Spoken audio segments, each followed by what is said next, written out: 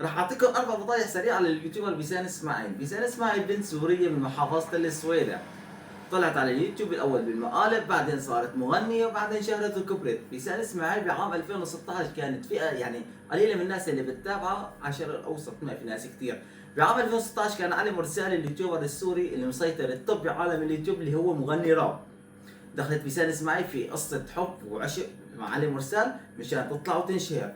علي مرسال كان مسيطر بعالم اليوتيوب، الزلمة أضاف لعنده شهرة وقدم لك كثير شغلات. بعد شهرين بنتفاجئ ان بيسان اسماعيل تركته وراحت بسبب قال ايشيو ما اتفقوا هو وياها. كان مين مسيطر؟ علي مرسال طفي شوي طلع الجواني. محمد الجواني سيطر عالميا باليوتيوب. كنت تقول يوتيوبر سوري يطلع لك محمد الجواني، ما في فوق وفوق. دخلت معه بقصة حب، بعدين تركته بحجة انه هو خانة وهو استغلالي وكانت مفكرته انسان وخاف ظنه. في احقر من هيك.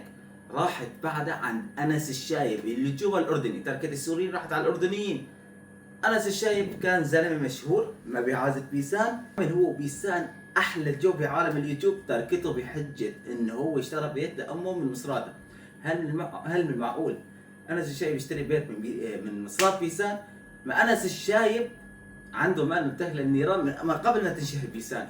عن محمود ماهر. محمود ماهر يوتيوبر سوري، رجل اعمال، تاجر سيارات ومشهور من زمان من عدول محمد الجواني. دخلت معه بعدين تركته بسبب اني خانه.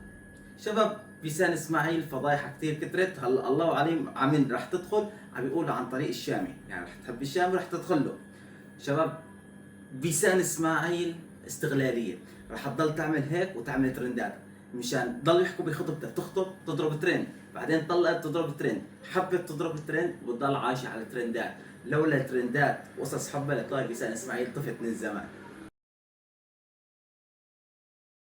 راح اعطيكم 4 فضايح سريعه لليوتيوبر بيسان اسماعيل. بيسان اسماعيل بنت سوريه من محافظه السويدة.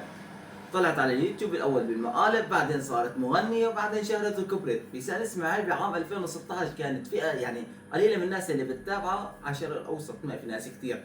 بعام 2016 كان علي مرسال اليوتيوبر السوري اللي مسيطر التوب بعالم اليوتيوب، اللي هو مغني راب. دخلت بيسان اسماعيل في قصة حب وعشق مع علي مرسال مشان تطلع وتنشهر.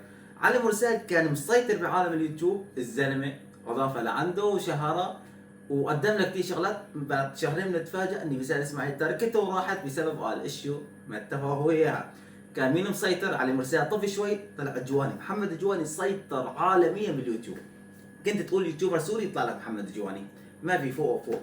دخلت معه بقصة حب، بعدين تركته بحجة انه هو خانة وهو استغلالي وكانت مفكرته انسان وخاف ظنه. في احقر من هيك. راحت بعد